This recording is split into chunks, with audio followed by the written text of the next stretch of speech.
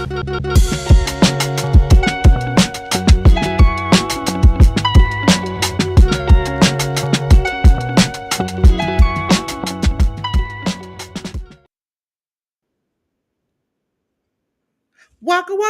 everybody. It's your girl, Delores, just the pink girl in my pink world, here on YouTube with the good brother J News. J News, you got something to tell the good people today? Good morning, good afternoon, and good evening, ladies and gentlemen. It's your good brother J News. We're back at it again here on the Hit the Ropes podcast every Sunday night, 9 p.m. Eastern Standard Time, talking everything that was the week in professional wrestling. We're gonna, This week was unique. It was very unique. It was an interesting week, Dolores. It was an interesting week. I got to see my good brother Ricky Starks again. I got some information on Ricky from SRS and Abu at Wrestle Talk. I felt like, okay, he felt a little bit vindicated. And then we went to somebody calling somebody, not even a group. It was a stadium, not a stadium, but a house full of people calling a lady a racist. And that warmed my heart. We'll talk about that when we get to it because she deserved it. That's one of them chances where you like, she deserved it. That's one of them. But ladies and gentlemen, we're going to start off because it's time. It's time. It's review time. Ladies and gentlemen, it's time for the review. And we're going to start off with WWE. We got a lot to say. Hey, Big Rooster. Ladies and gentlemen, if you ain't went out and checked out Big Rooster, especially on Fridays, listen, you can probably earn some money and have a good time. I might get up there one day. J News. Let me get back to the studio. I might get up there one day with Big Rooster because you kind of like can sing or rap songs. I would get up there, but every time he goes live, they're doing like 70s, 80s, 90s, like R&B music. And you know, I like the ratchet music. And I don't think anybody will know that. You know, a little bit of Cardi B, Meg Thee Stallion. You know, when I say put one head on the headboard, one leg on the bed, they ain't gonna know what I'm talking about. Okay? Okay. So that's why I gotta work the nerve. I gotta find something else. Jay. Gotcha. Ladies and gentlemen, we're gonna start with WWE. And it's gonna be Monday Night Raw, ladies and gentlemen. As you know, I do Monday Night Raw every Monday so far. 8 p.m. Eastern Standard Time here on my channel. We watch it because it's on Netflix now. You come play games, have a little fun. Last Monday, we had a giveaway. So you never know what's going to happen on Monday Night Raw. Ladies and gentlemen, for WWE's Monday Night Raw 1652 on the 20th on Netflix, Rey Mysterio defeated Kofi Kingston. Nia Jax defeated Bayley. Penta El Zero Mero defeated Pete Dunne. Damage Control of Dakota Kai and Io Sky defeated Pure Fusion Collective of Shayna Baszler and Zoe Starks. Seth Rollins defeated Drew McIntyre. Did you see this, J News? And what did you think? I think I went over like bits and pieces of this during the week because I didn't watch the show live. Nothing out of the ordinary that I would have to say, just more like comments on certain talent that was on the show. Like the I think the most one of the more popular bits on the interwebs this week was the attempted power bomb in the outside of Kofi Kingston to Rey Mysterio. I guess people are calling it a botch or whatever the case is, an accident, whatever. That didn't look good at all. They didn't look good at all. Yeah, luckily Rey Mysterio was safe at the end of the day, so that was cool. A lot of us, me included, didn't necessarily understand being that it was Bayley's first official match back on Raw. Now that she's on Raw, so that was a little bit of a weird booking, but you know, hopefully maybe she's gonna turn heel again. Maybe it's gonna be her acting a fool all over again. We'll see. I mean, she as in Bayley, she's grandfathered in at this point. I don't think her being a heel or a face really matters to the fan base. at this point. But that's just my personal opinion. Pete Dunne going up against Penta. Uh, didn't see any of that. Hopefully, it was It was received well. good. It Oh, was good because you actually could see in your thought of your mind, it could be because we know WWE, they're gonna screw this man on his second match. That's immediately when I saw that Pete Dunne was like for a second dog walking him, I was like, hey, don't do this, WWE. Don't do this. It's his second match in the company. Don't do him like this now. But they did make him look, they're still into making him look like a superstar. yeah. Like this time, instead of having the like pyro shoot up, they had Mhm, the pinwheel uh pyro where it just spin in a circle behind his head. mhm. And so it was a they are still building on him, which I thought normally WWE second, third match, they're gonna job you out, then you gotta go from the bottom to the top. It's crazy. But I really appreciate seeing that match because it made me feel like he has good standing in the company right now. And they're not just gonna if he does eventually lose, let's say next week or the week after next, it's gonna be for a storyline reason and not because they just wanna, make the new kid learn a lesson. Mhm. Okay, that's fair. I was glad that Pete Dunne was able to get a match against someone that he hasn't had a match with at all. Ooh. I feel like it. Not that Pete Dunne needs a fresh coat of paint because I love the bruiserweight. I just feel like they just need to have him do something different and get him away from him just being like this surly, angry guy because he used to have a dumbass nickname or whatever the case is. So, I uh, mean, again, and I'm still gonna stand up for my boy Butch, aka P Dunn. As somebody who has a nickname outside of my immediate family, it's not bad. It's not. It's really not. I absolutely despise and hate, and then every time I hear it, my skin crawls. If I could just go around punching people in the face, I would. mm, I absolutely would. Because when you ask somebody to stop doing something and they keep doing what you told them not to do, you can't help what happens afterwards when you get punched in the face. I hear you. I hear you. I didn't catch any of the women's tag team match, so I don't necessarily know how it went or if it fed into a story or not or anything developing into Royal Rumble season. So, they're just It gonna. just seemed like it was just a serviceable match that they put in there just to get some women in there.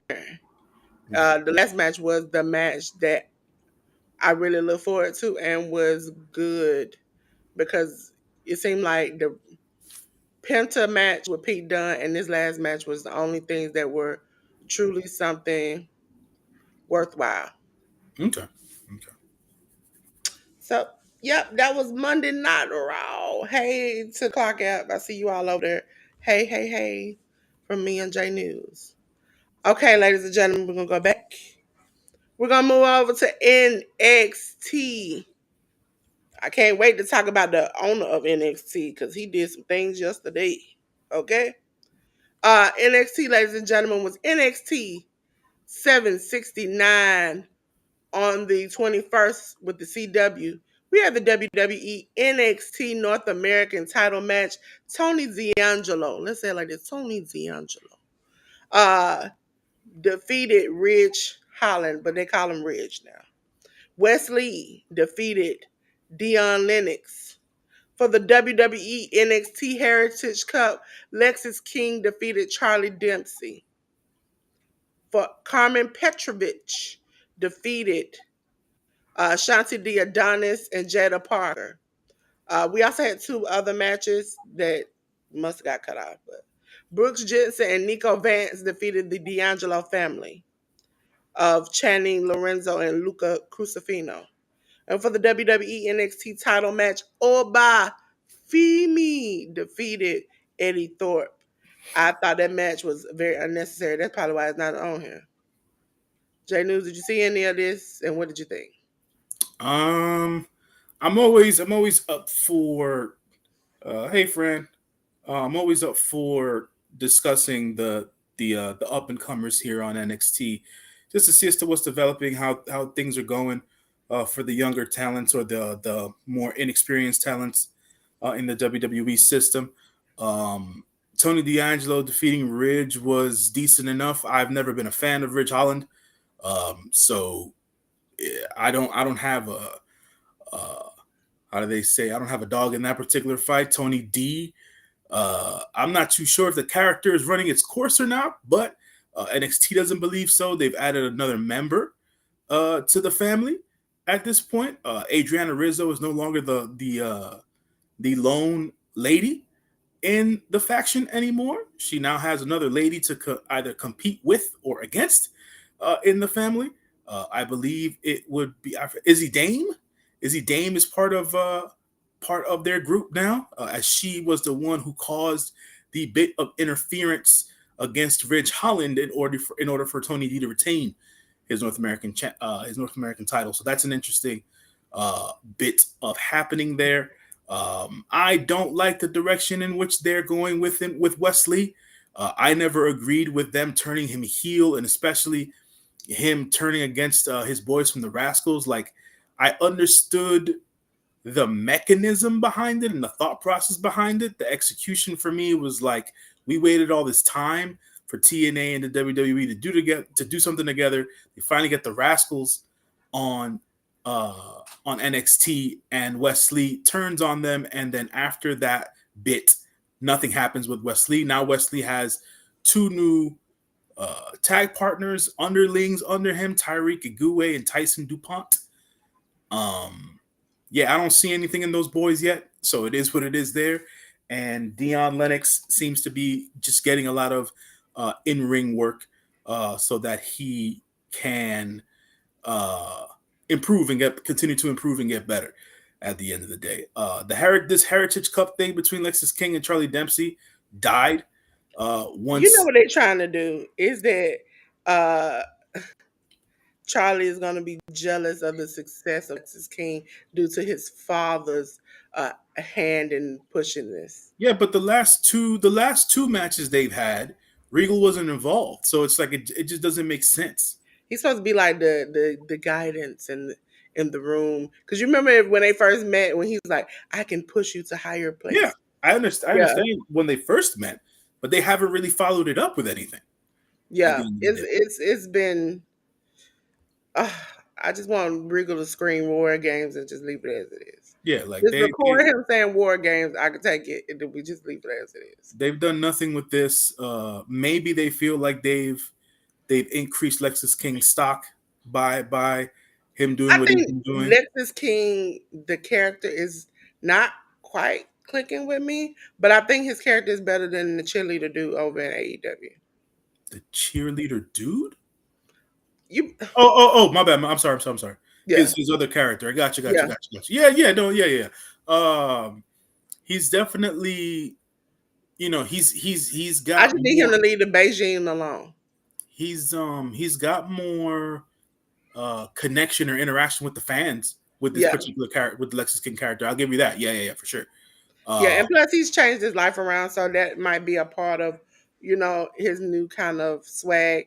I think he is closer to being the bad guy like his dad mm, that's interesting. than in AEW. They tried to make him the opposite of his dad, which it was like he looks exactly like his dad. So Mm, either you gonna play into that or you're gonna, because essentially, for those who don't know, Lexus King is Brian Pillman's son.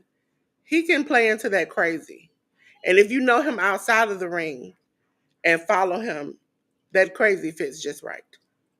So at that point, you might as well just go with the flow. No, I mean, Ladies and gentlemen, we're gonna go on to our next show. Woo. It is SmackDown, ladies and gentlemen. I know every time I look at their logo, I'm like, how did y'all get this? But it is what it is. Ladies and gentlemen, SmackDown occurred on Friday, the 24th, on the USA Network. We had the Motor City Machine Guns of Alex Shelley and Chris Sabian defeat the group Pretty Deadly, Elton Prince and Kit Wilson. B-Fab and Michin defeated Chelsea Green and Piper Niven. Candice LeRae and Liv Morgan, alongside Nia Jax, defeated Bianca Belair, Rhea Ripley, and Naomi. Apollo Crews defeated Johnny Gargano. LA Knight defeated Tama Tonga. Damian Priest defeated Carmelo Hayes. And Kevin Owens defeated Jimmy Uso. Did you see any of this, J News? And what do you think? I think the thing that stands out to me uh, the most when it comes to this week's episode of SmackDown was that WWE seems to continue to put a spotlight on the Motor City Machine Guns, even though they're not the WWE Tag Team Champions anymore. So that's a very welcome sight. They're still continuing with the whole Chelsea Green, Piper Niven, B-Fab, Michin thing. B-Fab's gotten a lot better over the last several months. Michin and Chelsea Green seem like they're going to fight forever, and it seems like they're introducing or implying that there might be a little bit of tension between Piper Niven and Chelsea Green. So we might see a breakup sooner rather than later, which I think sucks because I think they're great together. But that's that part of it. The six-way women's tag team match was fun and serviceable at the end of the day. So it's a lot of it was a lot of the same that we've been experiencing with the ladies over the last several months.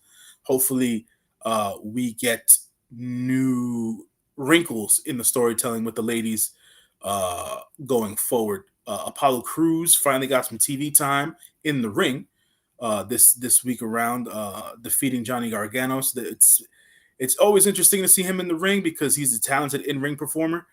He's never been able to find it character-wise, Apollo Crews, that is. So we'll see as to where WWE is heading with him. LA Knight defeating Tama Tonga. That was really more of regardless of how people may feel, it was really more a spotlight on Jacob Fatu in a sense, because Jacob Fatu seems to be coming into his own. They let him riff off a couple of lines during the entrance and stuff like that. He was really more the star of the entrance of Tama Tonga's match than Tama Tonga was, because Jacob just seems to have all this layered and dominant charisma and stuff like that. That's my dog. That's my dog, Shouty. That's my dog. Listen, I can't wait to tell y'all about the next slide. Because when he said what he said, I'm gonna have to change some of the words. But what he said, I was like, that's my friend right there. We're two friends in a pod. So I gotta give WWE props there for letting Jacob Fatu be Jacob Fatu. With all that being said, Damian Priest now on SmackDown officially as he goes through the transfer window to do his own thing. Defeated Carmelo Hayes in what seemed to be a pretty decent match, and they continued Kevin Owens' forever feud against members of the Bloodline here with him beating Big Jim and stuff like that. So that continued on into what was going to be happening at Saturday night's main event, because Cody came out to eventually make the save for Big Jim because Kevin Owens was out of his mind in this match after a while. So there that went for SmackDown. Yes, ladies and gentlemen, SmackDown was overall okay. I thought normally I always say I like NXT, I like Raw sometimes better, but this took the cake for me this week. Okay, so let's go back in the way back, and we're gonna go down to where y'all saw me at yesterday. It was Saturday night's main event. I had a watch along party. It was a watch party. Okay, we had a good time, played some games, had some fun. Ladies and gentlemen, when we do the upcoming week, I will be on Saturday and Sunday and Monday of next week too. So make sure you keep uh, track of that. So here we go, ladies and gentlemen. Very simple card, very easy. We have for the WWE Women's World Title match, Rhea Ripley defeat Nia Jax. For the WWE Intercontinental Title match, we have Braun Breaker defeat Sheamus. Braun Strowman and Jacob Fatu, those big meaty men slapping meat, they beat each other to a DQ. WWE World Heavyweight Title, Gunther Listen, the Ring General Gunther defeated Jay Uso. Jay, did you watch any of this, and how do you feel? I watched some of the social media content on this because I decided to watch Collision instead of Saturday night's main event. If I'm being honest, um, it was a lot of this had to do with the fact that a lot of these matches were retread matches, so I didn't have any interest in watching what was going on here. A strong win for Rhea Ripley, I would say. Braun Breaker still looking strong. Sheamus still looking for that most coveted of wins of finally winning the WWE Intercontinental Championship. Hopefully he does it sometime this year. But Braun Breaker continues to look strong. Braun Strowman versus Jacob Fatu. Didn't know how to feel about Braun Strowman being in this spot uh, against Jacob Fatu because this particular match here, this night for Saturday night's main event, was Jacob Fatu's coming out party, basically. And yet again, he was able to cut a promo on his way to the ring, uh, loosely just saying a lot of different things and just being himself. Big ass Samoan from the Bay at the end of the day, and Listen, that that's my that brother dog, was. Shouty. That's my dog. Listen, when he told that man, you ain't nothing but an SOB, and I'm about to whoop yo from coast to coast on NBC from coast to coast, you gonna feel this. And he said, and Jacob, 5-2. No, he said 5-2. I said, oh, listen, this man about to come out. And then when he turned the corner and came, you know how they follow you with the camera? And he turned and walked out in the arena, you could hear Michael Cole say, this man said he was, which he has been, if you, I don't know his story, he went to prison, he got out, he chose to do this. He's like, he loves wrestling because he's been to prison and he said that he can beat up people for free and get paid for it. I said, y'all are turning a new leaf with this. Y'all have now brought this man's criminal record into the arena. We normally don't talk about these types of things. We normally don't let him cuss on air. Y'all just let him be him. And he took a lot of people. If you go on like social media sites like TikTok or other places, they are reacting to that clip of him walking. And it's just a lot of people are either in shock, they want more of it. They just want him to be him. And as watching him come up in GCW, I really enjoy that are letting him a little bit looser. And even seeing the behind the scenes of Triple H walking with him to try to hone in what he can do, it is working out fine for them. And I can see them making a lot of money from it. Now, we did have a segment. We saw it yesterday because you all probably heard me screaming.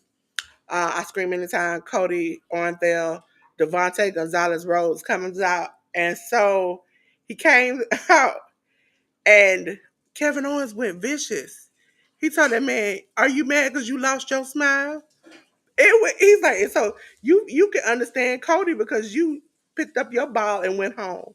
He just kept roasting Sean, and to the point where, they put the titles up in the air. He hits Cody. Sean says that's enough. He shoves Sean. Cody, as Kevin is grabbing Sean, super kicks him in the face. Sean then takes off his jacket, sweaty and all with that silk jacket on. You can tell that man was sweating in them tight pants, and he super kicks, or as we all know, he did his little pose and everything. And Kevin Owens looked so heartbroken. I'm like, but you can't roast that man like that and not expect to get kicked in the face. You can't. I just don't know when can you get roasted like that? All your demons, that man slapped in your face on that table. I cannot wait till Saturday because I know somehow, some way, Shawn Michaels gonna get involved that day. No, I don't think we'll see Sean at the Rumble, but I think this was more or less the moment for Sean to be involved in everything and all that. It was cool. They were in front of Shawn Michaels' hometown crowd in San Antonio, so Sean was able to show out and still show folks that he can lay upon it with the sweet chin music and all that stuff. So that was a cool moment. It was a cool He pop for said the Triple crowd. H can't do it, but I can. Right. For obvious reasons at the end of the day, but Because that I was had heard rumors that he might be against referee, being that they heavily getting him involved in this. If they did, I would like it because it would make sense now. Like if y'all just did it and it didn't make no sense, I would be mad about it. But the fact that KO roasted him so bad, it's a reason for him to now try to play impartial, but really be partial. You done mess with my friend. You done roasted me on live TV. Somebody who I revere, which is Cody, because of his dad. Now I've had to kick you in the face. That that equals like, oh, I'm gonna be a guest referee for this. Well, I mean, we'll see. I don't. I mean, I'm not. I'm not. I don't think that'll happen. But props to Kevin Owens for continuing this trend of all of his hateful Cody Rhodes attire.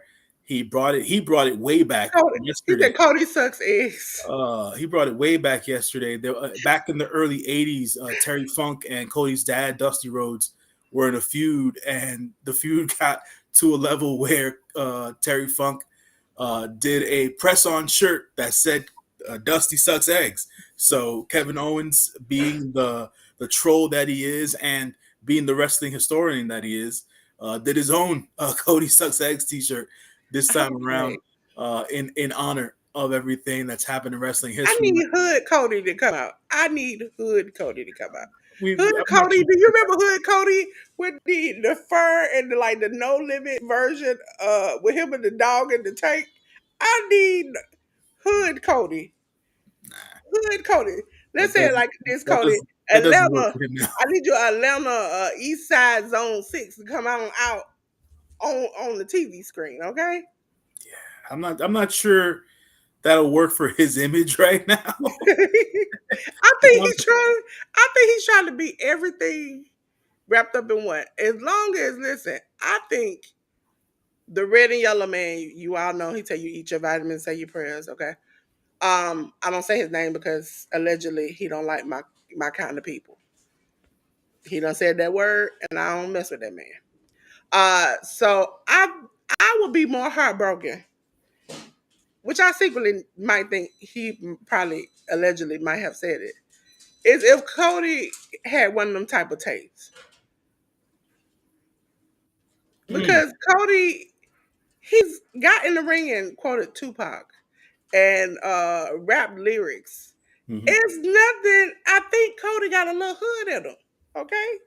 And uh, down here in Georgia, we got a lot of melanin people. He had to be around us long enough to get a little swag. uh, well, I mean, That tattoo ain't swag though. You can take that off your neck. it's I mean, it just depends on the person, really. For whatever reason, uh, Cody continues to ride this wave of popularity in the WWE, and I feel like he'll eventually beat Kevin Owens here at their ladder match at the Royal Rumble. But it's been a really decent setup for them, storyline wise and everything else in between. So I can't knock the WWE there. And Gunther versus Jey Uso, it went the way I thought it was going to go. At the end of the day, Jay still riding the I was high. sad. I was absolutely heartbroken that Jay didn't win. Yeah, I I knew mean, he couldn't win, but I it's feel, his moment. It's not like as somebody let pause, I'm gonna automatically pause myself on this. Okay. Me, I own this pause because this is what we say in wrestling. They did not shove him down our throats. It wasn't that they made us like him, it's that we just genuinely liked him.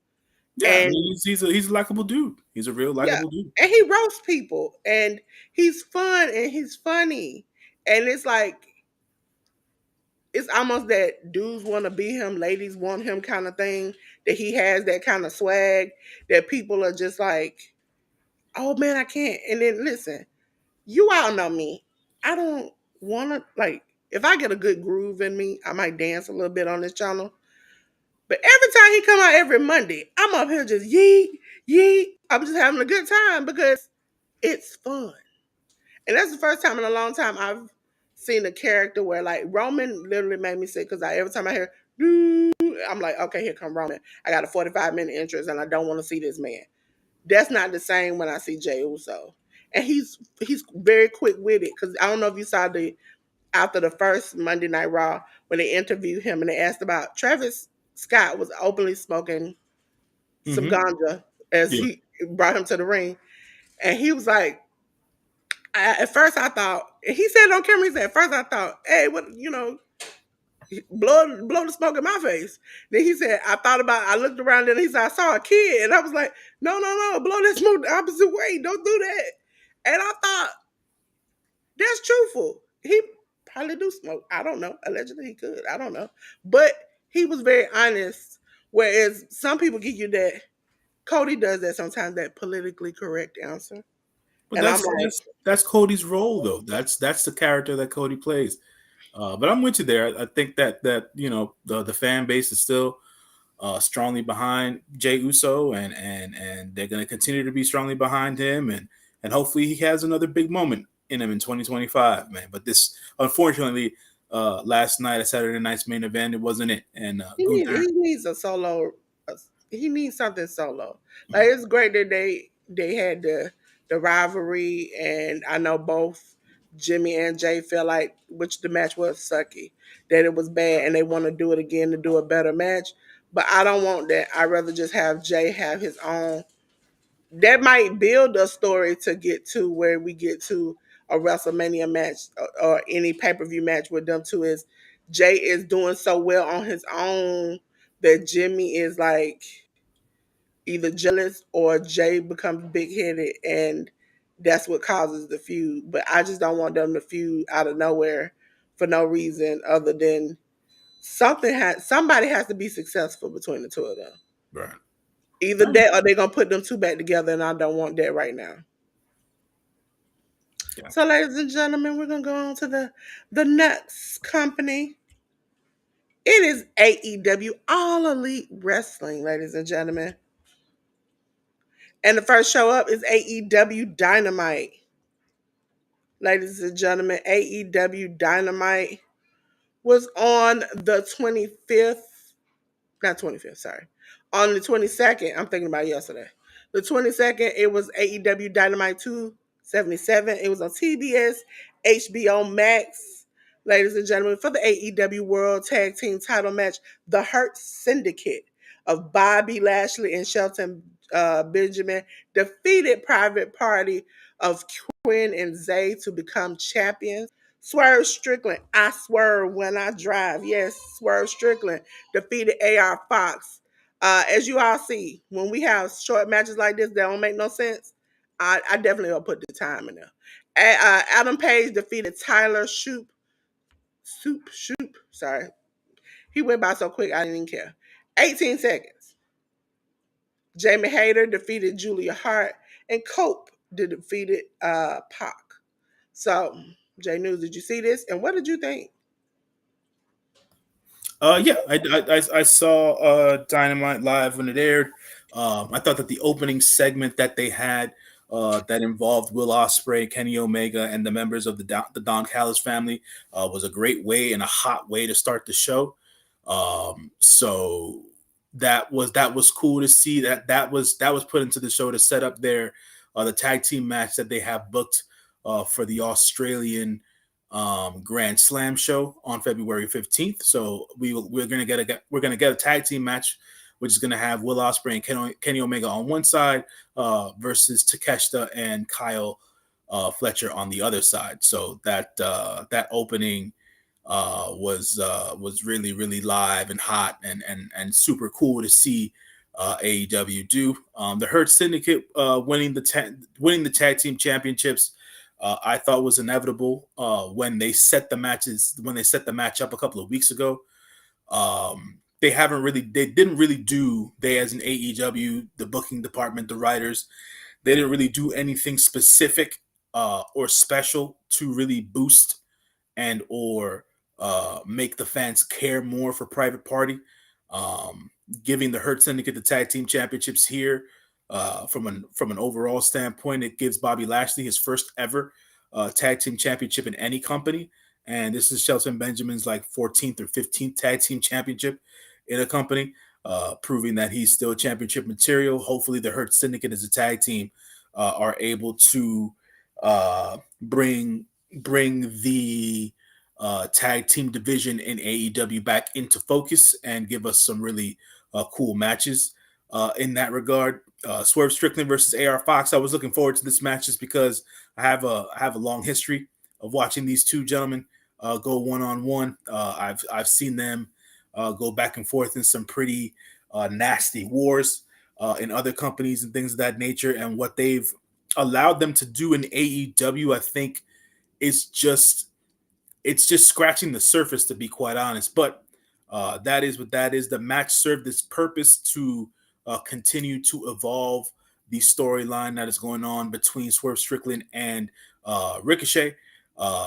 Prince Nana during the match, I believe, was Prince Nana at one point took himself to the back because Ricochet tried to interfere in the match. Prince Nana was able to deflect Ricochet, take him to the back, but Ricochet turned the tide on Prince Nana in the back. And then after Swerve had won the match officially, Ricochet then cuts one of his better promos ever while holding Prince Nana at scissor point, basically. Poor Chris Backstage, Nana, he can't catch a break. Sting caught him. yeah. Everybody be catching him. Just scared the poor little man. Oh my God. So that was cool to see Ricochet continue to really delve deeper into this new character of his, and how he's been going about things. Really more what I was impressed by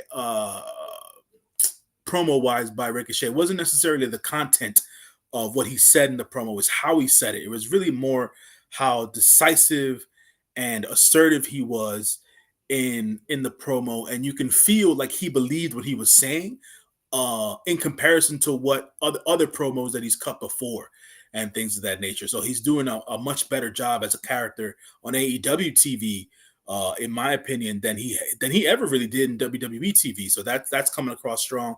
The Adam Page match against Tyler Shoop was really a throwaway, due to the fact that it was put in there to set up a match that went on to happen on Collision, between the trios teams. We have Adam Page and his boys, the Undisputed Kingdom, Roderick Strong and Kyle O'Reilly, who ended up having a match versus the TNT champion Danny Garcia and his mentors 2.0, aka Daddy Magic and Cool Hand Ange. We'll go over that match when we get there. I thought that the Jamie Hayter versus Julia Hart match was really, really good. This was a good bounce back from their first match, which was hella clunky and very janky. Lots of respect between Jamie Hayter and Julia Hart in this one. They're tweaking Julia Hart's character, which I can appreciate. And Jamie Hayter is still Jamie Hayter. And not for nothing, Cope versus Pac was actually a really, really good match. Yeah. I, for one, just as a fan of the product, I'm still not connecting too much to Cope as an AEW wrestler. It hasn't clicked for me as of yet. I understand. It's like he's trying to be the rated R superstar, but it's more like rated F. It's just like at a certain point when he was on his thing, he come out and I'm like, "Sir, you getting hype? You barely getting in the ring like you used to. You jumping over on the top rope. I see your cradle cap at the top. I'm just over this at this point. Stop being the. You have to change. Listen, I don't like Jericho. I don't like Jericho. But one thing I can say about that man is he'll find a way to find something. I think he'll be uh senile Jericho at the age of 50. He'll find a way to be relevant. No, no, yeah. No, look, I think that's a fair point and a fair assessment. Dolores, I feel like Cope as a AEW talent needs to pivot character wise, to garner some interest. That's the only thing I would say. In ring, he's fine. At his age, he moves and he does things very well. At the end of the day, I think character wise, he just needs to find something else to do. and then he'll go from there. And Pac is Pac at the end of the day. He does what he does better than most people inside the ring, and him being the bastard that he is, and being joining forces uh, with the Death Riders at this stage hasn't really done much for him. We shall see what happens if they're able to turn the corner with the Death Riders storyline within the next couple of weeks before going into the Grand Slam event at in Australia. So we'll see what happens there. But it was actually a pretty good match between Cope and Pac for Dynamite. Um, Listen, ladies and gentlemen, we're gonna go back. We're gonna go into the studio real quick. I said go to the studio real quick. There we go. Shout out to my girl Ruby, because I know you sometimes it's hard to say it on the I love you. Love you. And I hope you feel better. Just want to let you know that, because my girl gonna always come and support me. I don't care if she losing a right lung. She just make sure she support me, and I'm always gonna support her because I love her and I appreciate her. Okay? She rather die for me and J News. Okay? Me mostly. J News is a friend. I'm her best friend. Okay? That's a running joke I always say. I'm my best friend. Listen. Ring of Honor, ladies and gentlemen, is the next show up. They've been keeping it short and sweet, ladies and gentlemen. And this had to cut it off, didn't it? I said short and sweet, and it said not today.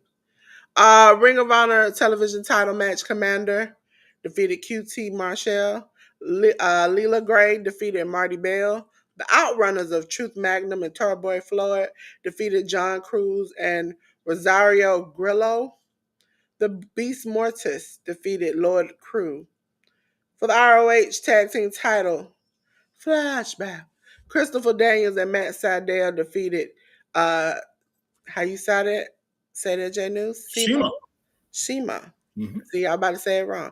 Shima and Shingo. Takagi. Yes. Mm-hmm. It's just weird when they don't put the last name. Mm-hmm. Tara Valkyrie defeated Lady Frost. Gates of Agony, Bishop Khan and Toa Leona defeated Jay Lucas and Teriyaki. I love Teriyaki. Listen, anybody who can really name themselves Teriyaki, they got it going on. Katsuri Shibata defeated Shane Taylor. Did you see any of this, J News? Ooh, automatically was in there.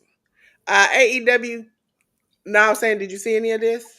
Not necessarily, but I just wanted to back up the point you were saying about them basically switching gears on ROH. They are making the show much shorter, which is something that the fans had been clamoring for. So Me. they find Me. no a lot of people have been clamoring for them to shorten ROH television and stuff like that, and they finally heard the fans. So Listen, ladies and gentlemen, if y'all want to see, I'm about to show y'all real quick. If y'all want to see what I do when it's time to watch ROH, in the past, it was I'm gonna give me something to drink. I'm gonna make sure I set me a meal right here. Oh, I got some snacks over there. Oh, I got me a blanket just in case I get cold while watching it. It was like going through packing for a trip. Now I only do that type of stuff if I'm going on a long live. If it's an AEW show, we know we're gonna be there about 4 hours. Okay? It felt like that with ROH. And then they would flash back to matches that were super long. So you already got like 12, 15, 16 matches. And then you put this one match in that's about, like, they'll put an Iron Man match in there. Like, at a certain point, I was like, Tony, you got to cut this, okay? Because I can't keep doing this. And I wanted to watch.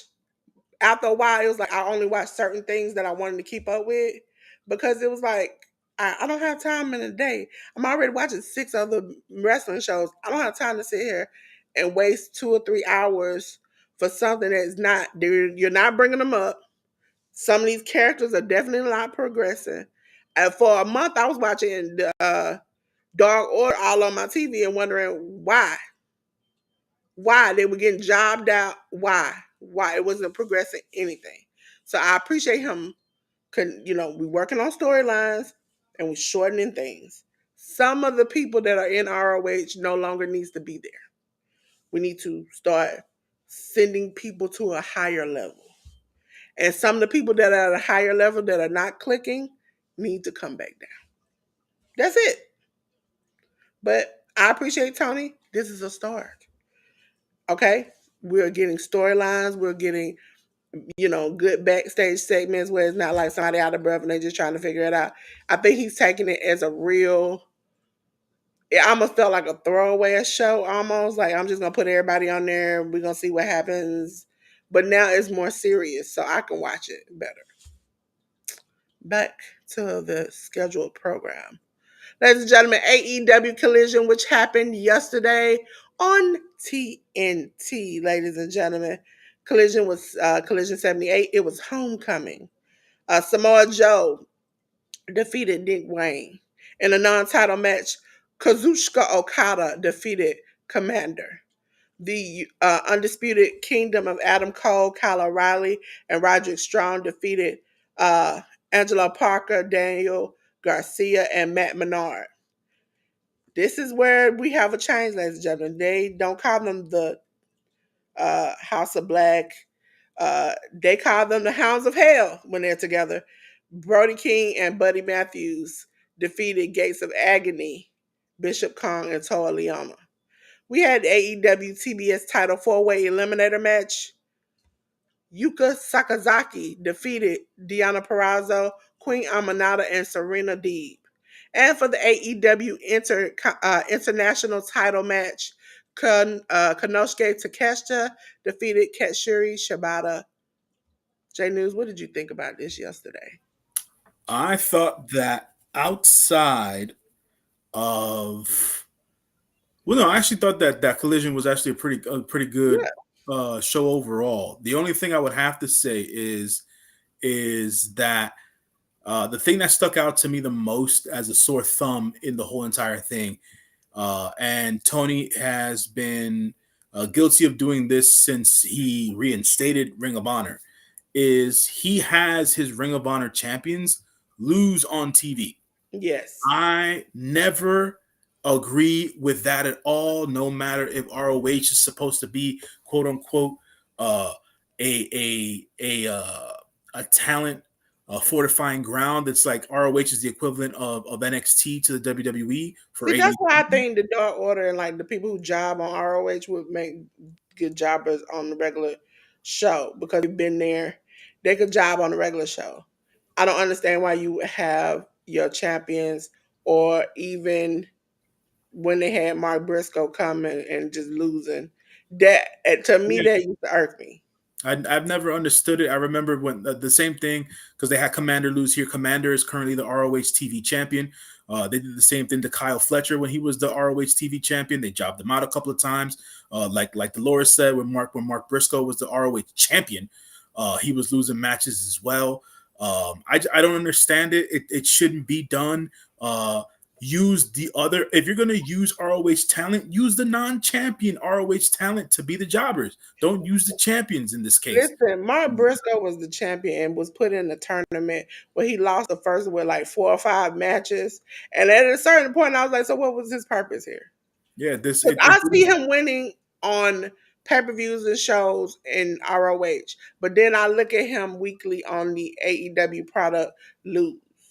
And that irked me. And why was he vying for a title that he essentially in one backstage segment said he didn't, it kind of sounded like he didn't want, he was just there to challenge himself. I was like, yeah, what was the purpose of this? yeah, they need to work on minimize the perception of their championships, regardless of brand. It's like if your champion's going to be a champion, they shouldn't be losing, regardless of the fact if ROH is on mainstream or mainline cable television or not. You can't have your champions losing to other champions of other companies, because this isn't cross pollination here. You're under the Because same it umbrella. doesn't go the opposite way. No, Being I watch ROH, it doesn't go the opposite way. I don't no, never see big names go no, and get jobbed out in ROH. No, but it's the absolutely not. opposite. It's like If Yeah, you're willing to do it one way, why are you not willing to do it in another?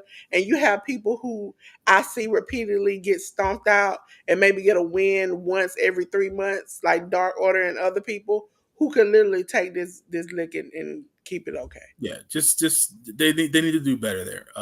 But to break down the show, Samoa Joe's comeback match here defeated Nick Wayne uh, in good fashion. They're probably going to continue that particular storyline between Samoa Joe, Hook, and Shibata versus uh, the patriarchy and stuff like that. They'll probably continue that particular storyline.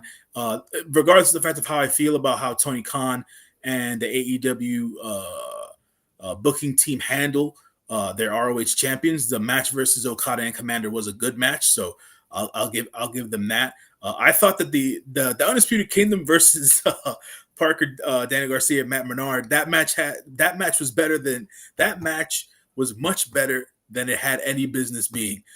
Shout out Yeah. to Cool Hand Ange for looking like he didn't even lose a step after being out for 9 months on paternity leave. Shouts to Tony Khan for paternity leave for his male wrestling talent. That's that. Matt Menard and Angelo Parker look good.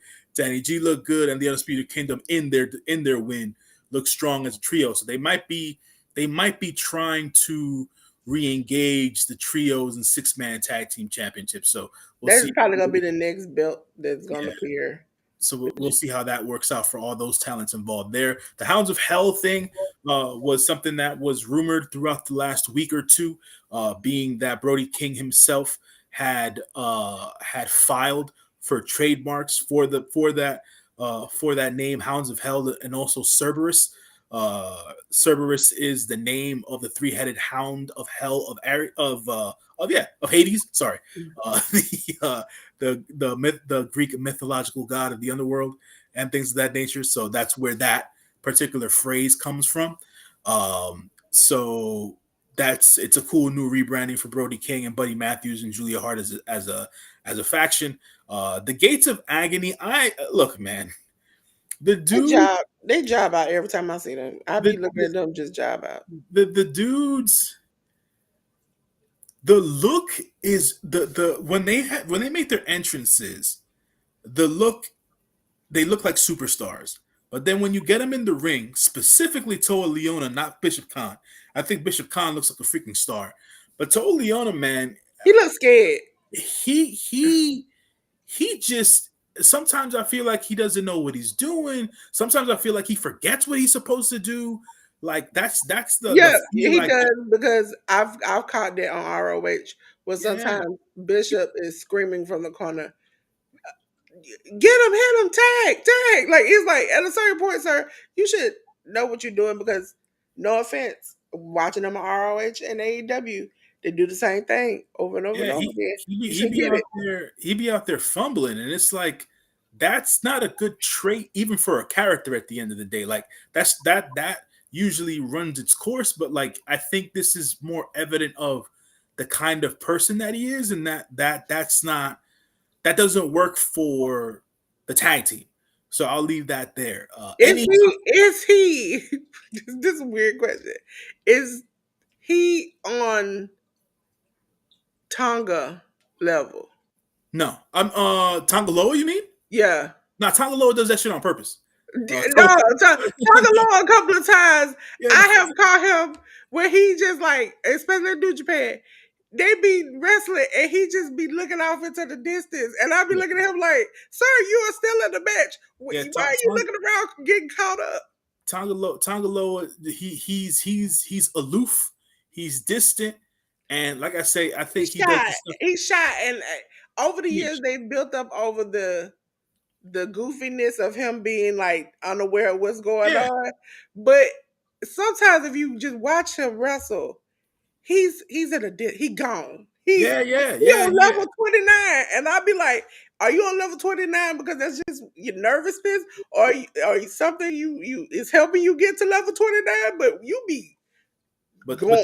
like from my perspective, I feel like Tongaloa does that on purpose. Toa Leona, on the other hand, I feel with him It's just he just looks like a bumbling idiot sometimes, and that's not. It doesn't play well to that, and it's like, yeah, I don't know. It doesn't play well. The women's four-way eliminator match for the shot at the TBS championship and whatnot. Anytime you put Yuka Sakazaki and Queen Aminata in the ring, for me, it's always prime time I viewing. love Queen Aminata. Um, Big win for Ukes, aka Yuka Sakazaki. We shall see how it all breaks down between her and Mercedes coming up at Dynamite. So it'll be Yuka Sakazaki versus Mercedes Moné. That should be a very good match for the TBS Championship there. Deonna Purrazzo, I believe, continues to evolve her character as the lead of her faction there. And Serena Deeb and Queen Aminata still have some things to work out as they basically took each other out of that match and continued to brawl post match and stuff like that. And then the main event, the AEW International title match between Konosuke Takeshita and Katsuyori Shibata, was a match built for the Tokyo Dome. And they did it at Daly's Place, and I thought that the fans at Daly's Place got a treat, and they were exposed to a little bit of that strong style flavor, which I appreciate so much. And these two gentlemen um, really turned it up a notch, and I appreciate them both for that. At one point during the match, no, not during the match, at the end of the match, when Konosuke Takeshita hit his finisher, he put his head down and basically said something to Shibata in his ear when the match was over, and I think he was thanking Shibata, to be quite honest, because if people don't know, Takeshita is a real respectful dude. And he does respect his elders, and he understands the where Shibata has come in the last 5 years or so, and how Shibata is still doing what he's doing in the ring at this stage of his career is incredible. And I got to give props where props is due to Takeshita and Shibata for that match. So great episode of Collision leading into Dynamite this week. Ladies and gentlemen, we're gonna go back again. Ladies and gentlemen, on to the next show, which was Total Nonstop Action, TNA. Ladies and gentlemen, TNA was on Access TV. Ash by Elegance, Heather by Elegance, and Rosemary defeated Masha Slamovich and Spitfire, consisted of Danny Luna and Jody Threat. In a non-title tag match, the Hardys, Jeff and Matt Hardy, defeated the System of JDC and Moose. We had the WWE NXT title match. Fraxium at the time, who we talked about earlier, lost their championship. Uh, Axiom and Nathan Frazier defeated the Rascals of Trey Miguel and Zachary Wentz. For the TNA World title match, Joe Hendry defeated Matt Cardona. Did you see any of this, J News? I did not. The only thing that I caught on the interwebs was that Fraxium made an appearance on TNA TV, and they put their belts up against the boys from the Rascals. Hopefully, that match went well Yeah, for everybody involved. it went well. I kind of like this. I have noticed that they know, and we'll talk about it in a minute. For those who weren't here for the backstory, I'll tell you why I feel the way I feel.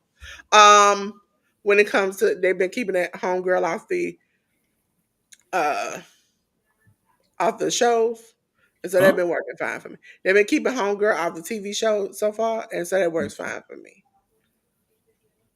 That racist lady allegedly, Mm-hmm. yeah, that yeah.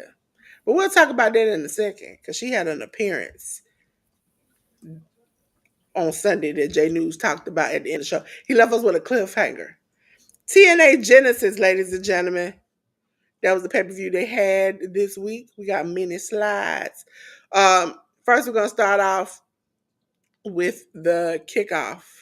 We had the kickoff that was on Triller TV. All of it was on Triller TV, but the kickoff, I think, was also on YouTube. Jake Something defeat Ashanti the Adonis. Frankie Kazarian defeated Leon Slater. Then we go into Genesis itself. For the TNA X Division title match, Moose defeated Ace Austin. Eric Young and Steve Macklin defeated the System. The Knockouts World Tag Team Title match, Spitfire, consisting of Danny Luna and Jody Threat, defeated Ash by Elegance and Heather by Elegance. On to the next slide. We had an I Quit match, which Josh Alexander at the end did quit. Mike Santana defeated Josh Alexander. In the TNA World Tag Team title match, the Hardys of Jeff and Matt Hardy defeated the Rascals of Trey Miguel and Zachary Wentz. For the TNA World title, Clockwork Orange House of Fun match, Masha Slamovich defeated Rosemary. Joe Hendry defeated Nick Nemeth in a title change, ladies and gentlemen. A match I skipped on purpose. Okay, when we go back, match I skipped on purpose is that we had I'm gonna say her name. Tessa Blanchard defeated Jordan Grace, ladies and gentlemen. If you have not heard the backstory, Tessa Blanchard is coming back to this company after she was granted the world championship, which is normally for men. And it was revealed that she allegedly, which has a whole bunch of witnesses, including the person that it happened to, say it did. But we gonna say allegedly. She spit on a woman. And so after that came out, they said that she said some racist words allegedly and then spit on this woman. And that ended her career with that. And then she didn't want to give back the title because they wanted to take it from her. And so her wrestling career kind of just nosedived, boop, hit the ground.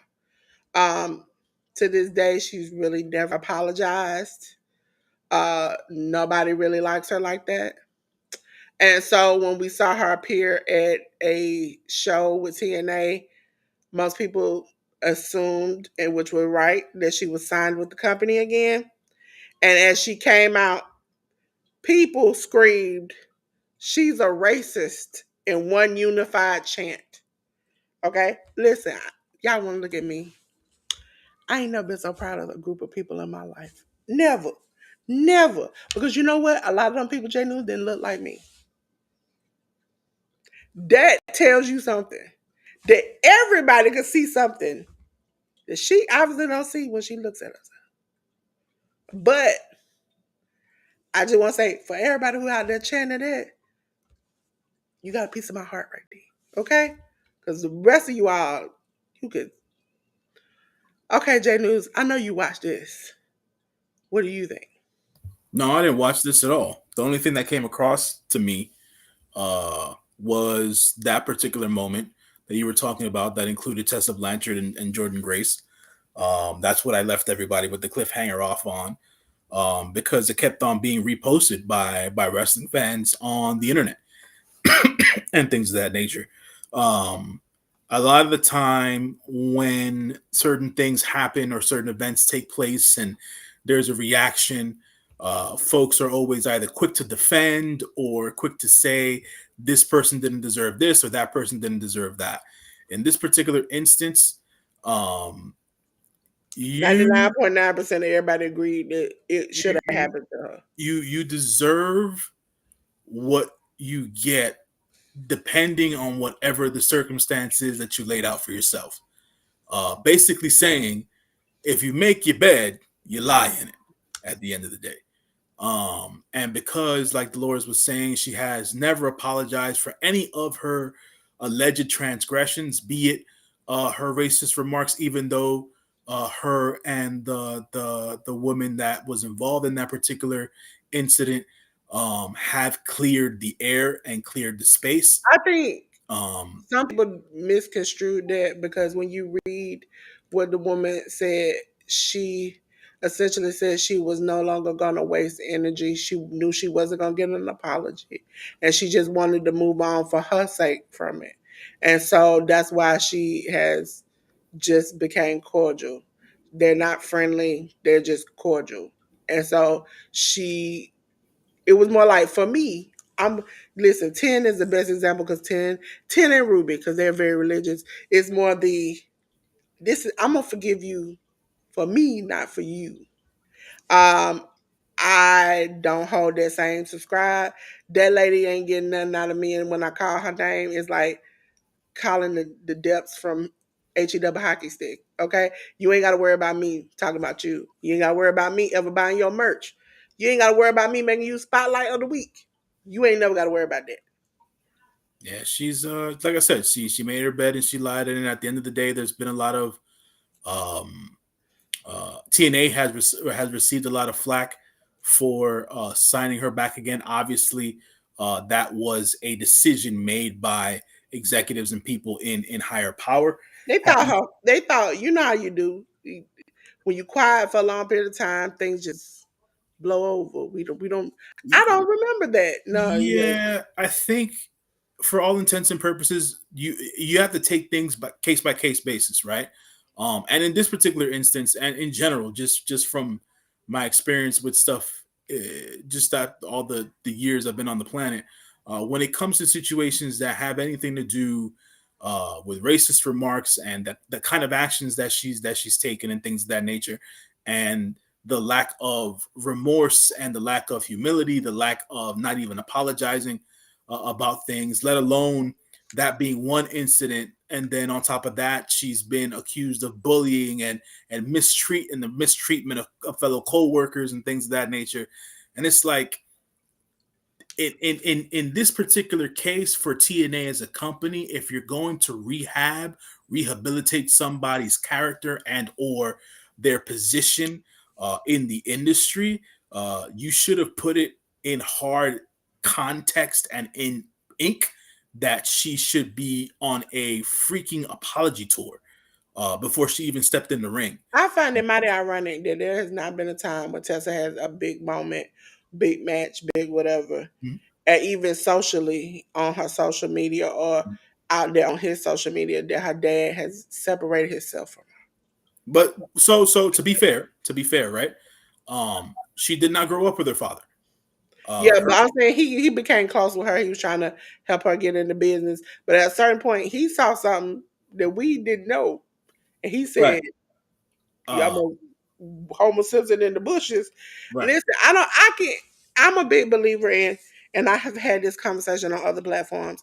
Uh, you can believe whatever you want to. Okay, you can say whatever you want to. I don't know if you said it or not, but when 99 people say you have said this, a woman said, "I got spat upon." Mhm. At that moment, I'm looking at you and say, and I can't do that with you. The red and yellow man, eat your vitamins and say your prayers. I heard him on a videotape say the word. And so at that point, you're I wash my hands of you. I don't want to deal with you. And when you got boob coming out, that's great. Now, if you all know me, I don't like to cheat on man that much. Okay, he is what he is, and I have to accept it. But I booed Hogan like everybody else. I said his name. Booed him like everybody else said it. But when the Undertaker came out, I cheered him. I said, "Hey, you got the Undertaker." It's not about your political beliefs. It's about who you are as a person and how you feel towards me and my people. If you don't like us, I can wash my hands of you. I can say you had a match, but do I have to necessarily always say your name? Do I always have to say? I'm always gonna stand up for people who have been mistreated, especially in these types of situations where this woman, it was a nice woman. She didn't deserve to be spit on or the things said to her that was said. No, no. Look, listen. I think, and like I said, everything you're saying is 100%. I'm with you with it.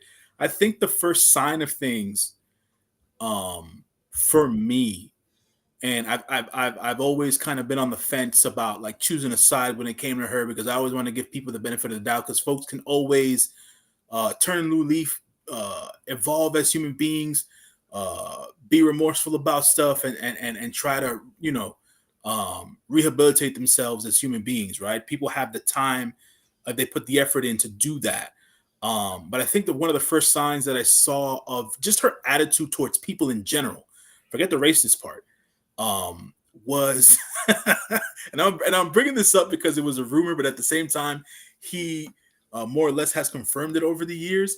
The whole breakup she had with Ricochet many years ago, Oh and yeah, how anytime they would bring that up to Ricochet. All Ricochet would have to say about her was that she's not a good person. That's any time it And he would don't come like to bash people. So that's right. a sign. The craziest thing is that you have this incident with this is she black and Spanish or she's She's Puerto Spanish? Rican. Yeah. So you have this Puerto Rican woman that you have this problem with. Mhm. And then you get married. Okay. And then not even a month or two later, your husband is like, yo, she is allegedly racist. I can't take this. I got to go. And I'm like, so 9 or 10 people saw you do this to this lady. This lady confirmed that it happened to her. Uh, you've had people in the past who accuse you of different things like this, and now your own husband at the time, who now is your ex-husband, is confirming the same thing. I don't think a lot of people all got together just to lie on you. I No, think no, maybe no. it's you. No, no. At the end of the day, like to your point, right? It's her, and there has to be a willingness within her to change that if that's something that she wants to change and grow out of. Now, if it's not, I think TNA is subscribing to that Eric Bischoff mentality of I think she would rather change controversy her creates, clothes than to change who she is. She huh? thinks it's. I rather. I think she rather would change her clothes than change who she is. Look, She does. She's comfortable in this thing, and because people are accepting her, or they think her talent is so good that she thinks she's so good that they're going to overlook it. I hope this was a wake up call for her. She does have some good talent, but it overrides all of that when you don't yes, take accountability. Just like the red and yellow man who sat up there and said, well, you know, I grew up in a neighborhood where they let me say it. That's not, no, just listen. This is a PSA for anybody who's non-melanin, especially in my atmosphere. If I hear you say that word, just get ready to lose some teeth. At that point, because I ain't no, got time to play with you. but that's a nuanced conversation altogether. I think. Now, when it comes to when and look, I'll say it bluntly and directly. When it comes to white folks, yeah, that shit don't rock, Yeah. right? But Mm-mm. now it's even more nuanced nowadays. You see conversations happen where it's like uh, folks like myself who are of Latin descent. Now we're not allowed to say it, even though we grew up in the same neighborhoods and shit like that. You know what I'm saying? So it becomes a whole thing with the conversation and topic at hand. But with like I said, it's a nuanced thing nowadays. I think sometimes they get nuanced because you have Afro Latinas and then you have But that's the some thing, though, people right? who, Because yeah, everybody's always got something to say at the end of yeah. the day. But with this particular instance, I just want to say when it comes to Tessa Blanchard, um, that they, like the TNA executives subscribe to that Eric Bischoff mentality of controversy creates cash, and in this case, that's They not the had a case. lot of controversy It's a lot of controversy, but I don't think it's you full. got rid of PCO, which I'll talk about him when we get to the show that happened on the same day. They That's tried to work together. So now you have TNA and GCW working together. You have GCW, not GCW, TNA and WWE working mhm. together. And it's a way for GCW to work with WWE without having the actual link, so you don't get in trouble with the company you've been clicking with in AEW. So it's like you Yeah. get the best of both worlds if you GCW. But GCW, what I did not understand, and I'm still will champion this. Why do we have PCO and Steph Delander together at all when this woman is clearly and openly engaged, and I think she's married by now to I think her and Matt got yeah, married. Yeah. yeah, and to Mance Warner, who is now her open relationship on TNA because he left GCW for TNA. Once I knew he had lost and I saw him on TNA, I was like, oh, he got a contract. That immediately clicked. So then you send PCO, which who I don't like, the boats and the Frankenstein stuff. This PCO, I don't know how old he is. He's got to be about 50 something. He's in his 60s now. 60s. Listen, he needs to stop. He's at that Ric Flair age where I'm concerned about his health. Every time he jumps off the dive, I'm like, is he gonna make it? That's a problem. You should stop. And then, from my understanding and what I've been reading, him smashing that belt at GCW was not supposed to happen. Right. That's also what I read as well. I think like the point I was trying to make with the whole controversy creates cash thing, um, the Eric Bischoff mentality, as I like to say, sometimes that works, and other times, and in this case, this is my perspective, my opinion. In this case, all this controversy that's happened, either be it with Tessa Blanchard or now that you're talking about PCO, um, yeah, it's not working for what they think it's supposed to be working for. Um, PCO, quote unquote, the term is that he went into business for himself. People in GCW did not know he was going to go out there and trash that belt the way that way that he trashed it, He was and literally like, as he was trashing it, he was crying. yeah, man. Look, at the end of the day, I, I feel like TNA, Impact Wrestling, whatever you want to call them, um, I feel like they're the only company with a TV deal that would have and has allowed him to wrestle, right? Because when he was on ROH was on its downturn, and not many people were watching ROH at that point when he was like the main storyline in ROH and stuff like that. So when he got to TNA, the gimmick wore out its welcome way faster than he thought it would. And now it's 3 years later, and at the end of the day, your contract expired, dude. They didn't re-up you. They didn't re-up a lot of different people, you know. So, for all intents and purposes, you feel a certain I sort of think way. I think things got crossed. GCW thought maybe he was gonna come out there, and since they working and everybody was swapping, maybe that was gonna be a good thing for him to do. What he did was wrong. I can understand he heartbroken, but you have wrestled enough, and there's nothing else you can do. Just let it go at this point. I Yeah, don't know how many times I've seen him in a blood feud with somebody where he gets his neck snapped, and then the next week I see him wrestling again. I don't want this at all. Now I know he's gone from TNA, and I have to watch him in GCW. Jesus Christ! yeah, no, If we could get rid of AJ Francis too, I'll be great. nah, that's not happening anytime soon because AJ just re-signed his deal. But I think that folks need to understand better when to say when about certain things and not necessarily dig in their heels all the damn time, right? It's good to have a certain level of righteous indignation Yeah, when things are wrong and you're trying to right a wrong. But in the instance between what we've been talking about, PCO, Tessa Blanchard, like y'all just wrong, period. Like don't dig in. Don't dig in. You know what I'm saying? it's like at a Let this certain shit go. point, sir, you probably got kids, grandkids, great Yeah. grandkids. Just go home, Yeah. And I say the same thing about Ric Flair. If he chooses to do whatever he wants to do with his body, but I'm not gonna keep watching it. That one time was one enough. The man literally fainted in the middle of the match and couldn't remember what was going on. So at that point, I don't need to see nothing else. Sir, you have lived out your dream. He's I can do it again. Do it again, my butt. Not with me watching, you won't.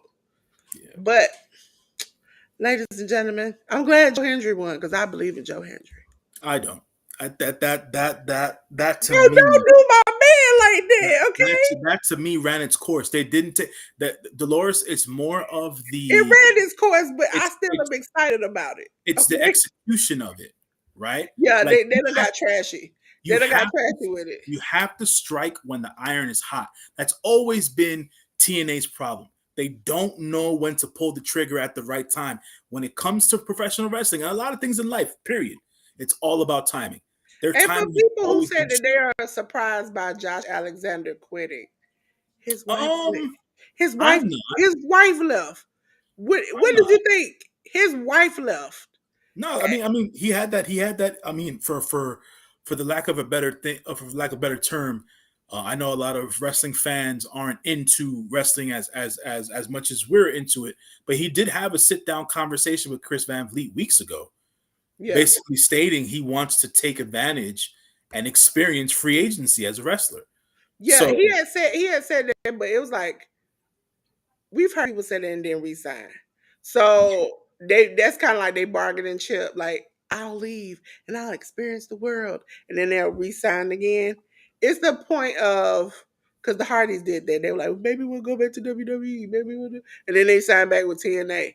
It was when I saw his wife left and Yeah, she no, was done, I said, "Oh, he done." And then no, they were no. like, the I quit match. I was like, "Yep, he gonna quit." I when he was sitting down and he had that interview with Chris Van Vliet, I believed him.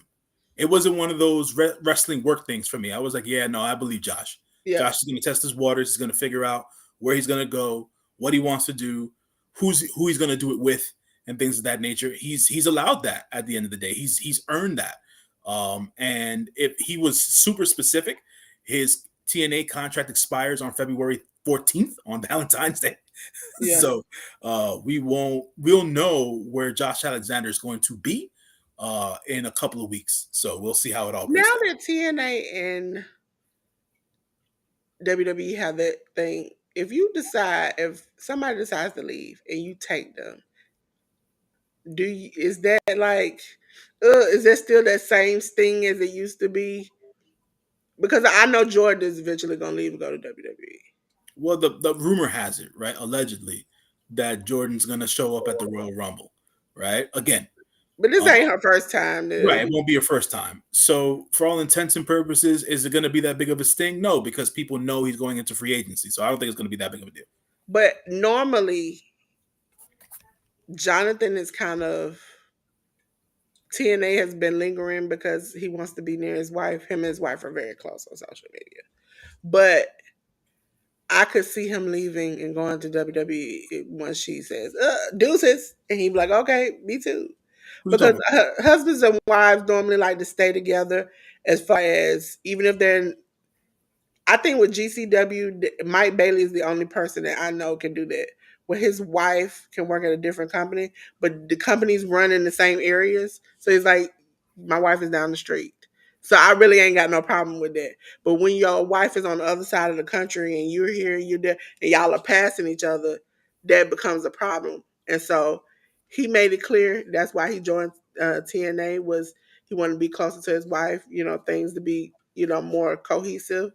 I could see him leaving when she leaves. Who you talking about? Jonathan Gresham. Oh. Yeah, I guess. Yeah. And plus, a lot of people that's their dream to go to WWE. No matter what it may have been, is or whatever, that's a dream. And you Sure. want to achieve that dream before you quit wrestling. That's why I need them to sign Amazing Red before he go. That ain't Ladies happening. and gentlemen, Jacob Fatu got a chance. Anybody can. No, Red. I say that ain't happening for Red. One, because he's the lead dog at HOG, and secondarily, he's just too injury prone. So it's what it is. Well, well, I love Red, man. Red's the man. I wouldn't say he was injury prone until the past year. He has been on a my career is over Yeah, tour, he's on a like retirement tour. Daniel Bryan. Yeah, He's just going from he's the HOG Wrestling Revolver GCW. He's just been hitting place after place. Red Pearl. He's just hitting place after place after place, and I'm like, sir, I just need you to come to WWE. yeah, Okay. but he's been. I think what folks need to realize is he's been wrestling for damn near 25 years at this point. I can He, tell you by watching him this past year into this year is the best that I've seen him wrestle I'm in a sure you're while. right. I'm sure In you're a right. while. I don't know if he out there getting them stimmies like everybody else, but some kicked in and it's working for him. I'm And he's sure you're doing right. these top ropes trips to this that he couldn't even do before. I was like, oh, sir, I don't know what you did, but should have did it a long time ago. I'm sure you're right. I just for me, I'm always about people being self aware. Yeah. That's where I'm at in life right now. Be Yeah. self aware. Yeah, he is. And I think that's why he wants to leave the business. Mhm. But it's kind of hard when you every single match I saw him in last year was like banger matches. And it's like, well, I don't want you to go. Like Yeah, no, before you went on this trip, I was like, oh yeah, you can go. Okay, well, I get to see you on this trip out. And then now you on the trip and I'm like, please don't leave me. Like that's how I feel. God, it's better. He's better off leaving on top than he is going out on his At back. So, least have even if you're not signed to WWE, at least have one match where you're like quote unquote the jobber or the person that how they have the jobber that gives you they get a little bit of offense. mhm. Just do that. Just do that. One match. Ain't gonna kill you. HOG, House of Glory Pro Wrestling, ladies and gentlemen. It was Final Warning, okay? On Triller TV. I watched this. Ladies and gentlemen, Final Warning was on yesterday. Yes, I had to watch a lot of stuff yesterday. For the HOG Tag Team title match, the cold-blooded killers of Jay Armani and Raheem Royal defeated the main event of Jay Lyon and Midas Black by DQ. Yep, they had some shenanigans happen. Uh, Fume, that's how you pronounce it, Janus? Fumi and Kuta. And Kuta. See, every time I hear his name and they pronounce it, I'm like, I'm not gonna remember that. Defeats Casey Navarro by referee's decision. Yeah, he tried to take that boy out of here. HOG Cruiserweight title match. Darian Richardson defeated J News. That is Mantequilla. See, you heard me say It, Monty, and I was like, I don't want to mess it up. he used to be known as the Mighty Monte, but now it's just Mantequilla. So yeah. Yeah, you know what? I was wondering. I was like, when I saw him, I was like, I think I've seen him before. Yeah. HOG Cruiserweight title number one contendership match, six-way scramble match. Jay Bougie defeated Dante Griffith, Jared Diaz, JJ Doze, Jody Ora, Joey Silver. Idris Jackson defeated Rhino. Ricky Starks. Ricky. Oh my God. Ricky Starks. He defeated Charles Mason. In HOG title match, Mike Santana defeated Kenta. I know you didn't see none of that, J News. I'm not going to ask. But I would say to you all, go back. The Ricky Starks match, it was good on his end. Charles Mason was serviceable. Um, I really liked the Mike Santana match, even though Kenta looked like a wet noodle. Mike Santana was pouring his heart out while Kenta was just doing Kenta. And J News know what I mean by that. Ladies and gentlemen, GCW Game Changer Wrestling. If you like extreme wrestling, this is it. It was the people versus GCW. Ladies and gentlemen, we got multiple things for this. This was the kickoff. Now you know GCW getting big, J News, when they got a kickoff. Scramble match. One Call Manders defeated Blake Christian, Fuego del Sol, Marcus Mathers, Mr. Danger, and Rich Swan. We had a rumble match. That's when PCO appeared and did too much. Because after he won, he beat that's when he bashed the belt.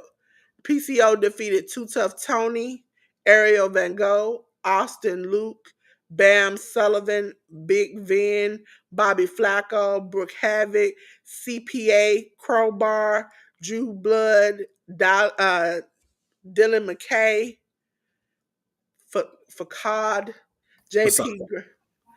Listen, that man, that what's his name? Big MLJ, and you can fill in the words. That man said that man named 5 different times, 6 different ways out of Facade. JP Grayson, Hollowicked, Jay Lucas, Jeffrey John, Mark Angels, Rob, it, I'm not gonna say that. Sam Stackhouse, Shane Mercier, Sleepy Ed, Starboard Charlie, Teriyaki, Titus Alexander, Tommy Grayson, and Zeta Steele. Okay? If you have not seen CPA, ladies and gentlemen, he literally dresses up like a CPA man. And when you rip off his shirt and tie, he got another one up under there. Ladies and gentlemen, we're gonna go on to the main event. We got 2 slides for this.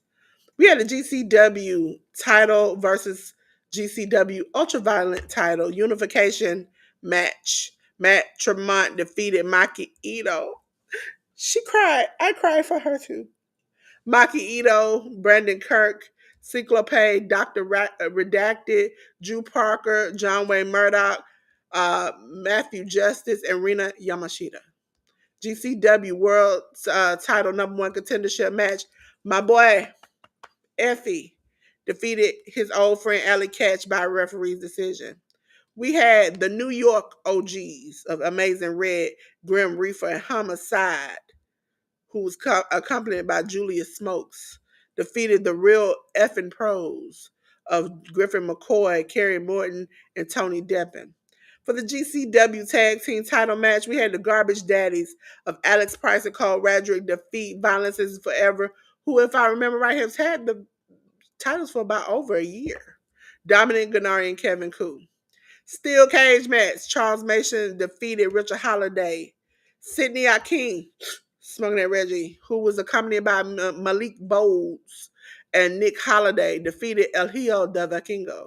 Los Desperados, which is Alvarez, Gringo Loco, and Jack Cartwell, defeated Little Guido, Super Crazy, and Tajiri. Bloodsport match. Josh Barnett defeated Tom Petstock.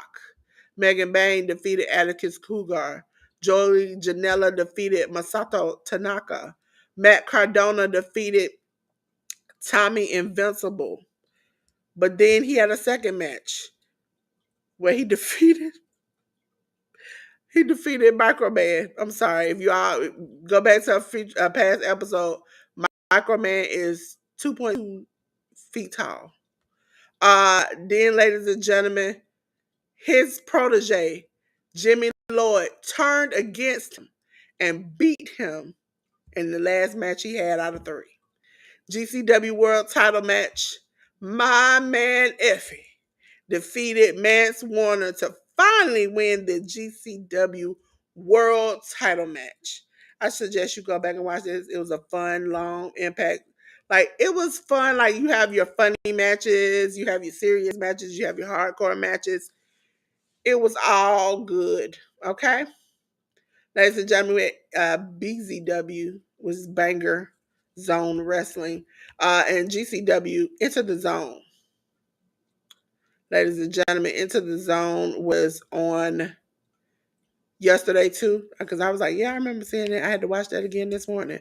For the BZW Hardcore Title Three-Way match, Big Effin' Joe defeated Jacob and Cole Radrick. Joey Janela defeated Georges Balzac. Listen, they get some crazy names here. BZW title match, Joseph French Jr. defeated Mikey Ito by DQ. Ricky Sosa defeated Ariel Van Gogh, Blanc, and Alex Price. Extreme Tag Team title match, Jimmy Lloyd and Lou Nixon defeated Jack Sands and Paul Robinson. And for the GCW World title, my man for 100 grand, Effie, defeated Connor Mills. Uh, this next show happened this morning, and I was watching it as I put these slides together. So I'm going to tell you the last match. I'm not even going to recommend you watch. It was a good match up until I'm about to explain some stuff. Live in London from GCW, they were in London. Ladies and gentlemen, it was a good overall show. It's just that the last few ending parts got me. GCW Tag Team Title Match, Garbage Daddies, Alex Price, and Cole Radrick defeated Lycos Gem of Kid Lycos and Kid Lycos II. Sidney Akin defeated Blanc. Maki Ito defeated Man Like DeReese. They had a sing-off onto the ring. Luke Jacobs defeated Manders. Leon Slater defeated Jimmy Lloyd. A hardcore match of Joy Janela defeated Big F and Joe. For the not GCW, JCW title match, Masha Slamovich defeated Megan Bain in a draw. That was a good match. Go back and watch it. Great match. No disqualification match. Mance Warner defeated Drew Parker. And for the GCW World title, Effie defeated Cara Noir. Am I pronouncing that right, Janu? Yeah, yeah. Um, That's how you say it. uh, the reason why I said don't watch this match is Carr came up with an egg. Now, this is a running thing with him. Come again? Carr Noir went up under the ring. He came back with an egg, a brown egg. Okay. Effie took it. Effie threw the egg, but it was a fake egg and it bounced. As Effie watched this egg bounce, he was turned around and put in almost like a crossroads. Okay. This is where the point where I wish I hadn't been watching this. Carr then puts his mouth over Effie's mouth and proceeds to produce the inside of the egg into Effie's mouth. Then Effie does the same move and does the same thing. Mhm. So they swap the inside of the egg between each other. Mhm. That's the point when I was like, oh, I'm through with this batch. Especially because I'm up here watching it at 10 a.m. eating. Yeah, definitely done. Ladies and gentlemen, we're on to New Japan Pro Wrestling. It's J News time. It's time. It's time. It's J News time, ladies and gentlemen. Here you go. Yeah, so we're talking about the Road to New Beginning, which went down last week on the 22nd of January. We have the Ace, the president of New Japan Pro Wrestling, Hiroshi Tanahashi, going up against Shoma Kato, the young lion, as Tanahashi gets the win there. House of Torture members Ren Narita, Shoyo Yoshinobu Kanemaru, and Yujiro Takahashi defeat Daiki Nagai, Katsuya Murashima, Oleg Bolton, and Toriano. We then have the Bullet Club War Dogs, Clark Connors, and Sonata defeat Just Four Guys, Tai Chi, and Takumi Shinoku. Master Wato, Shota Umino, Tomohiro Ishii defeat United Empires, Francisco Akira, Great O'Connor, and Jacob Austin Young. We have TMDK's Hartley Jackson, Robbie Eagles, and Ryohei Oiwa defeat Chaos, Yo, and Yoshihashi along with Tomoaki Hanma. Los Cinco Bananas de Japón, Hiromu Takahashi, Shingo Takagi, Tetsuya Naito, and Yota Tsuji defeat Bullet Club War Dog members Drilla Maloney, Gabe Kidd, Gato, and Taiji Ishimori. And then we had the match to end the show, which was El Desperado and Hiroki Goto going up against TMDK members Kosei Fujita and Zack Sabre Jr., where El Desperado and Hiroki Goto got the win. We then move on to the show on the 23rd. We have Hiroshi Tanahashi, the Ace, the president, go up against and defeat Katsuya Murashima. We then have House of Torture members Ren Narita, Shoyo Yoshinobu Kanemaru, and Yujiro Takahashi defeat Master Wato, Oleg Bolton, Shoma Kato, and Toriano. Ryusuke Taguchi, Shota Umino, and Tomohiro Ishii defeated the United Empire members Francisco Akira, Great O'Connor, and Jacob Austin Young. TMDK members Hartley Jackson and Kosei Fujita defeat El Desperado and Tomoaki Hanma. Los Cinco Bananas de Japón, Bushi, Hiromu Takahashi, Shingo Takagi, Tetsuya Naito, and Yota Tsuji defeat Bullet Club War Dog members Clark Connors, Drilla Maloney, Gabe Kidd, Gato, and Taiji Ishimori. TMDK members Robbie Eagles and Zack Sabre Jr. defeated Chaos members Hiroki Goto and Yo. And then in a special singles match, we had Ryohei Oiwa of TMDK defeat Yoshihashi of Chaos. Those were the matches that went down on the Ladies 23rd. and gentlemen, it's time for the previews. Preview. Ladies and gentlemen, we're going to start off with New Japan Pro Wrestling. Remember, this year we're doing in order, so it'll be back. Like maybe J News and me will be swapping back and forth because we're going to go in timeline order of how these shows will be going, so you'll know when and where to get it from.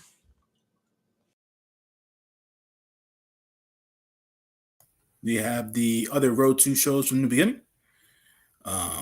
On the 30th, which will be later on in the week, we're going to have a Young Lion Showdown, Shoma Kato versus Daiki Nagai. Katsuya Murashima and Yoshihashi are going to go up against TMDK members Hartley Jackson, Ryohei Oiwa. El Phantasmo, Jado, Shota Umino, and Togi Makabe will go up against United Empire members Francisco Akira, the Great Okan, Jacob Austin Young, and Jeff Cobb. Just Four Guys, Tai Chi and Takumi Shinoku will go up against Bullet Club War Dog members Sonata and Taiji Ishimori. Tomoaki Hanma and Tomohiro Ishii will go up against Los Cinco Bananas de Japón, Hiromu Takahashi and Tetsuya Naito. Los Cinco Bananas de Japón, Bushi, Shingo Takagi, and Yota Tsuji will go up against the Bullet Club War Dogs, Clark Connors, Drilla Maloney, and Gabe Kidd. The never open weight six-man tag team championships will be defended in a match here where the champions Hiroshi Tanahashi, Oleg Bolton, and Toriano are going to go up against the House of Torture members Ren Narita, Show, and Yujiro Takahashi. And then Chaos members Hiroki Goto and Yo, along with El Desperado, will team up against TMDK members Kosei Fujita, Robbie Eagles, and Zack Sabre Jr. Ladies and gentlemen, we're on to GCW. It is up all night, ladies and gentlemen. If you've never seen one of their shows, they're pretty good, but they only have a preview for a few matches. It is on the 31st on Triller TV. Gringo Loco versus Calvin Tateman. That'll be a great match. JCW title match. Masha Slamovich versus Myron Reed. The Cougar brothers of Atticus Cougar and Otis Cougar versus Genesis of Joey Janela and Megan Bain. Wrestling Revolver, ladies and gentlemen. Wrestling Revolver. It'll be Wrestling Revolver Square Games. Right now, there is no matches listed for that, but it will take place on the 31st on Triller TV. Now we're on to New Japan Pro Wrestling.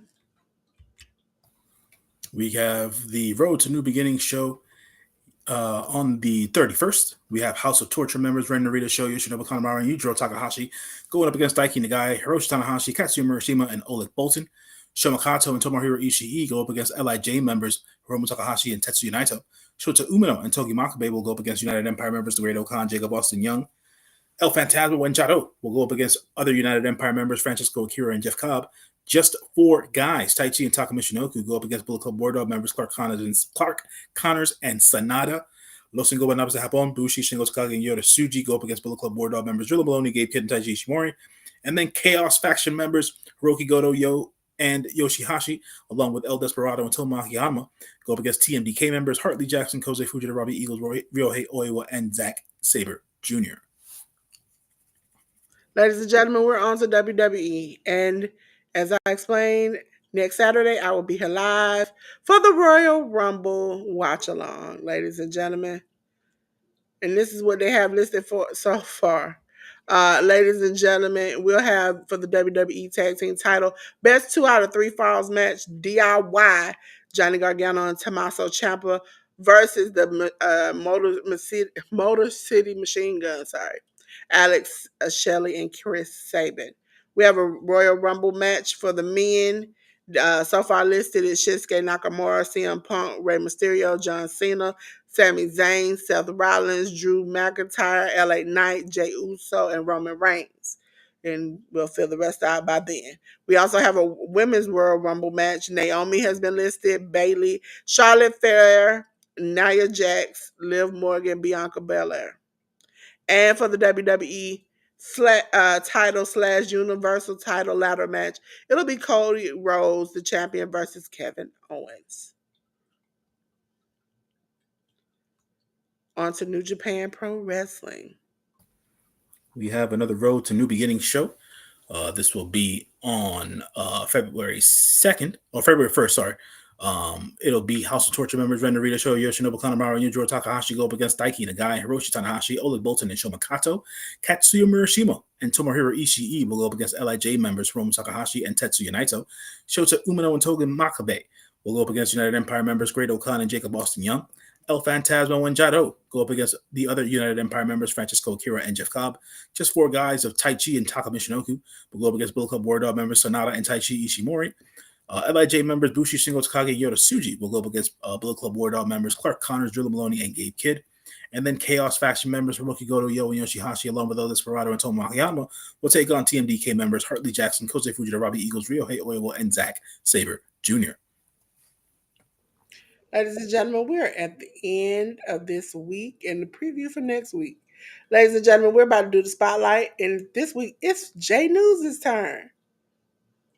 All right, folks. So this week, the spotlight, I wanted to put it on an AEW talent member who has been getting the spotlight himself on AEW TV in recent weeks, and that is the one and only, the big bad, Big Willie Hobbs.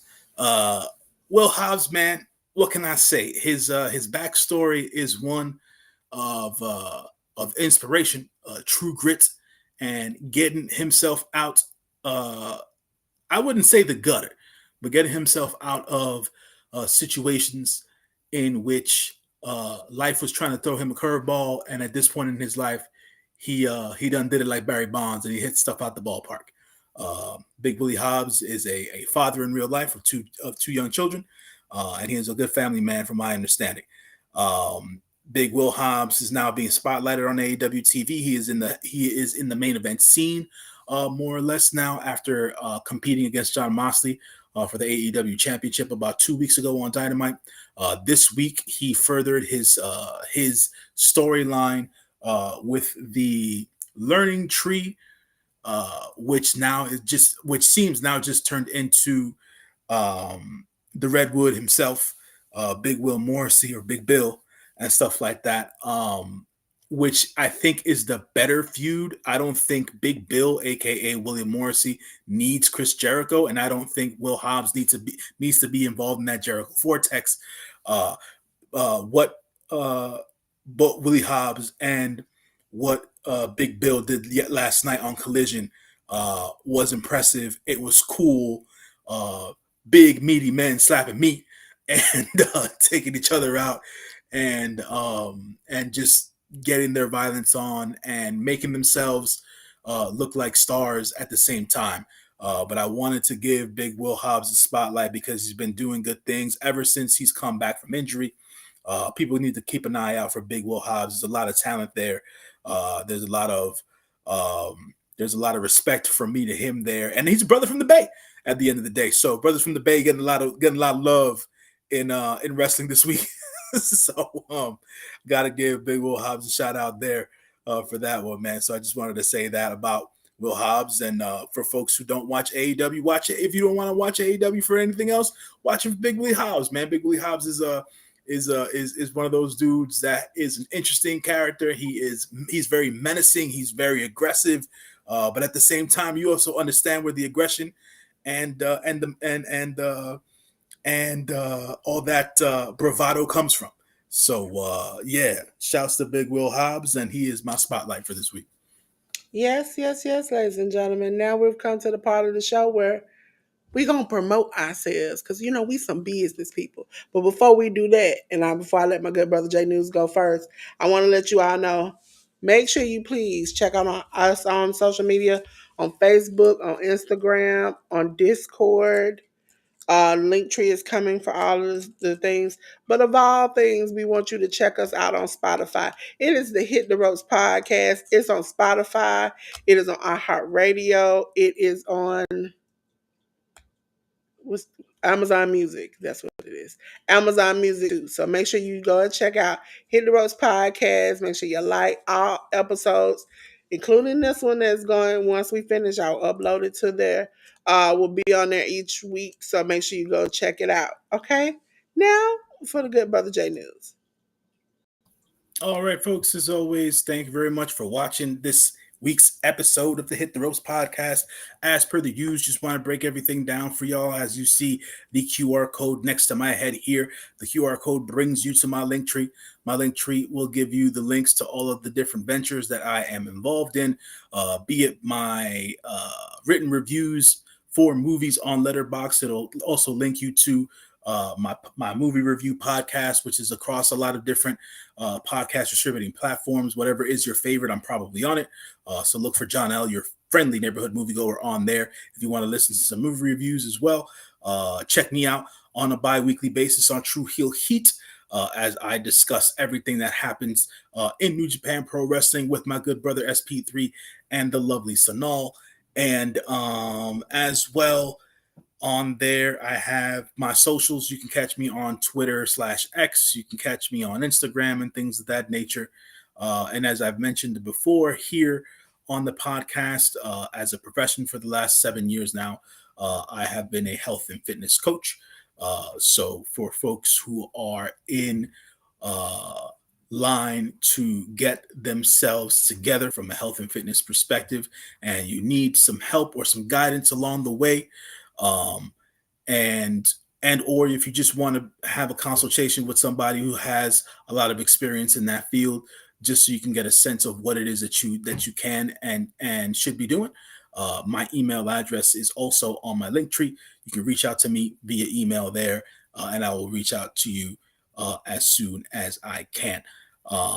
I do create fitness programming for people depending as to whatever their specific goals are. We can always communicate about that personally and things of that nature. And I also help with folks overall day-to-day health habits and their nutritional habits as well. So check me out there as well if you are interested. Reach out whenever you have a chance. And thank you as always to Delores and everybody here in the chat for allowing me to break all that down for you. Okay, ladies and gentlemen, because your girl is not feeling the greatest. I've been for the last episode and this one asking my good friend AI to come up with the same this week for what I'm gonna say for J News. J News is like the plug, always connected, always delivering, and always keeping it real. That's what it came up with, J News. Oh, that was it. That was on the plug. Okay. J News like the plug. He always connected, always delivering, and always keeping it real. Yeah, that's not the first time I've heard that. See? I can appreciate being the plug. Yeah, yeah, yeah. Yeah, yeah. See, listen. AI this week, it was like, okay, I'm gonna give you a little hood with it. I was like, okay, go ahead, give me a little hood. Ladies and gentlemen, I'm up next. Hi, I am Delores. Oh no, just joking. Hi, I'm Delores. I'm a pink girl in my pink world here on YouTube. If you all don't know, that's a wrestling lady. She does the little Maki Ito dance. You all can check me out on my QR code. On all social medias, you can check it out. If you're on YouTube, it's Dolores01 if you're searching for me, and I'll be right there. I want to let you all know a few things. Okay, first of all, for those who have been seeing my YouTube channel, yes, I see 5 episodes, Dolores, or something that I don't know what's going on. Well, for 14 days, up until Valentine's Day will be a review episode. I will be showing you how to make Valentine's Day gifts and things that will be special for your loved ones in Canva. Okay, so make sure you tune into that. Listen, I am Dolores Designs. I'm your graphic designer, social media person who can help you out. That's me. That's me, Dolores. You can reach me on the QR code or on my email address, on my phone number. Please reach out to me. I am very much available to help. Okay. So, ladies and gentlemen, as I said before, you can reach out to me there. I am doing Raw reactions tomorrow live, 8 p.m. Eastern Standard Time. We'll be watching on Netflix again. If you all do not know, not everybody in my community is a wrestling fan. So we will be doing um, games, different games from bingo to Kahoot to Jeopardy. We'll do it all, okay? While playing and watching Raw, okay? So, also, ladies and gentlemen, make sure you tune in next Saturday. Should be 8 p.m. Eastern Standard Time. I'll double check. You can check on my YouTube page for the Royal Rumble. So that'll be fun. Again, anytime we do a watch along, we play games, we have fun. It'll be great. So make sure you tune in. Okay. Back to the regular scheduled program with J News. Okay, ladies and gentlemen.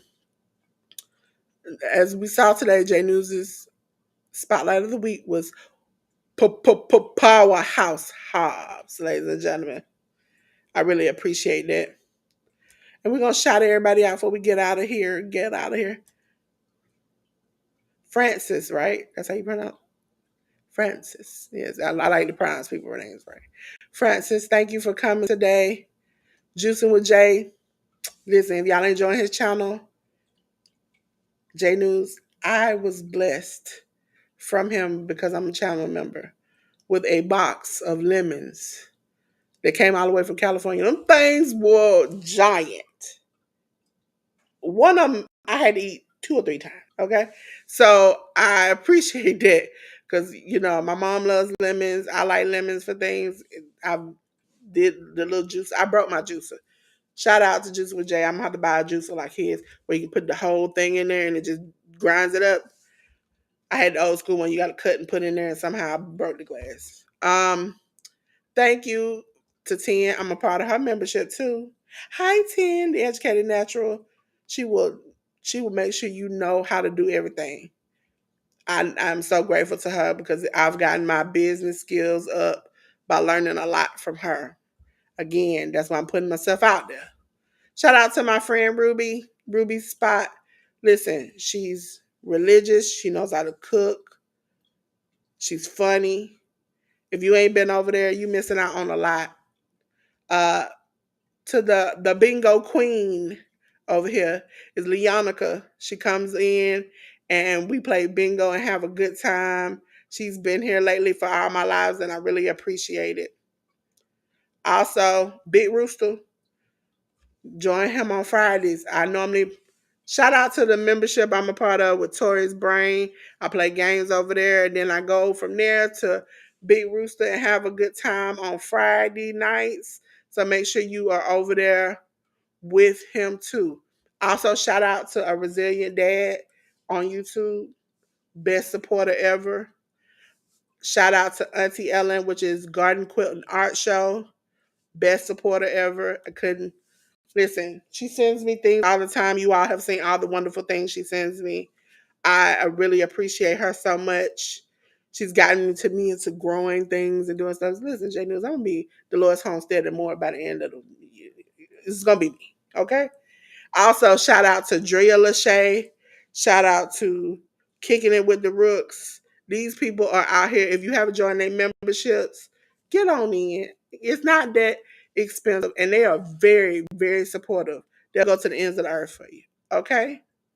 So, until the end, oh, and Slim Jim Longfoot. Now, make sure you don't forget him. Very great black comic artist, has comic books out, has books out that are available to be bought, and now has gotten his watch hours to get back his remonetization. So make sure you go over there and join too, because he's got his Patreon and everything else. Okay. So until then, ladies and gentlemen, it's time for me to get into my bag. That means it's time for me to go. Okay. I'm good at that, J News. I'm good at getting up out of here. Okay. So, ladies and gentlemen, we've enjoyed you today. But J News, I feel a fire on the inside, and I'm getting hot. Okay?